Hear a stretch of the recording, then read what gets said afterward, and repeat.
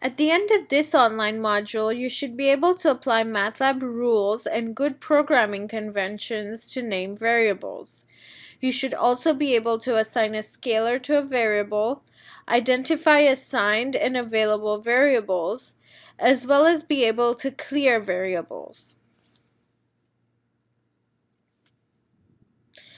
Let's look at a problem that will help us work on the learning objectives I just mentioned.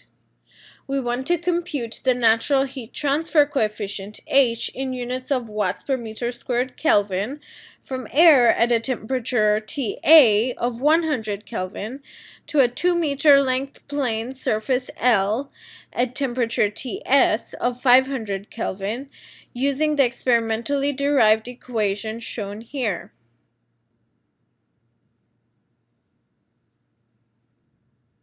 As you know now, we always want to check our calculations using a calculator first.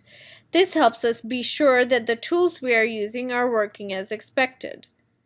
We know now that the operation in parentheses will be performed first, followed by the power operation.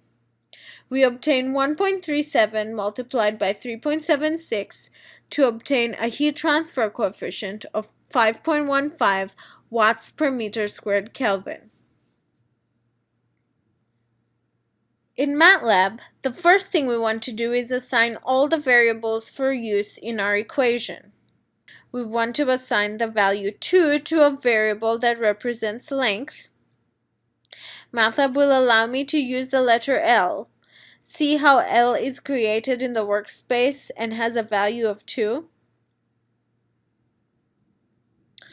But L is not a descriptive variable name. It should be clear what variables represent from their names. Clear variable names are a programming standard that allows for easier reading of your code by you and others. So maybe I could use the variable name length. But I have to remember that MATLAB has many built-in functions and I can't use the name of those when I name variables. So I must always check a new name before using it. One way to check is to simply type the variable name at the MATLAB prompt. If MATLAB provides an error message indicating I'm using the variable wrong, then MATLAB already has something with that name. MATLAB might also provide a value, like when I type pi. That is also an indicator that I'm trying to use something MATLAB has already named the same thing. What you want to see is the message undefined function or variable. Underscores in a variable name typically make your variable names unique and more readable.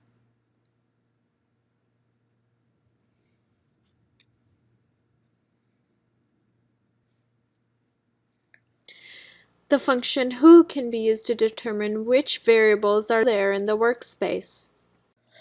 So let's take a moment to clear out our variables and start again. I can clear them one at a time using the word clear followed by the name of the variable I wish to clear. I can also clear all the variables at once simply by typing clear in the command window. Let's reset the plane length variable.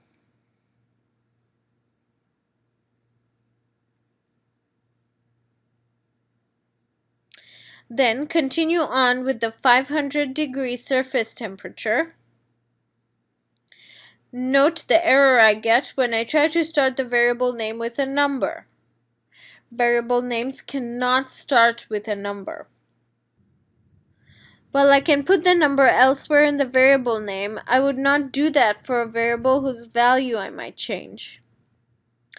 MATLAB also doesn't like the special characters in a variable name, mostly because they are reserved for other purposes. The underscore is the only special character that can be used in naming simple variable types. So let's keep it descriptive but simple. Okay, we now have all the variables I need to do the calculation.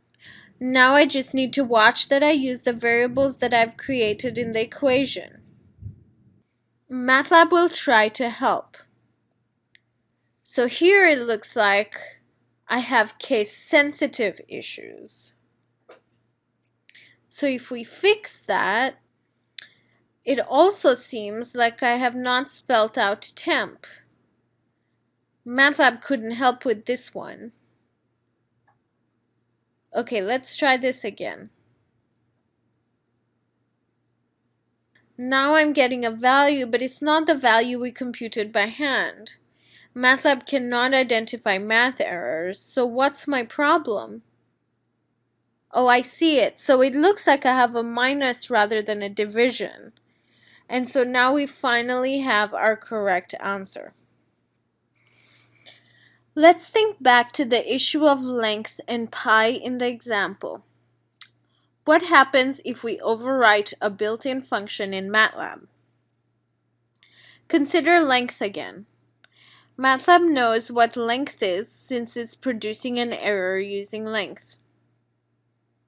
Another way of looking up if a variable name exists is to use the function exist. So here when we type in exist length, we get a value of 5. Let's type help exist to see what this 5 value means and what the function exist actually does. So here we see that 5 is telling us that length is a built-in function.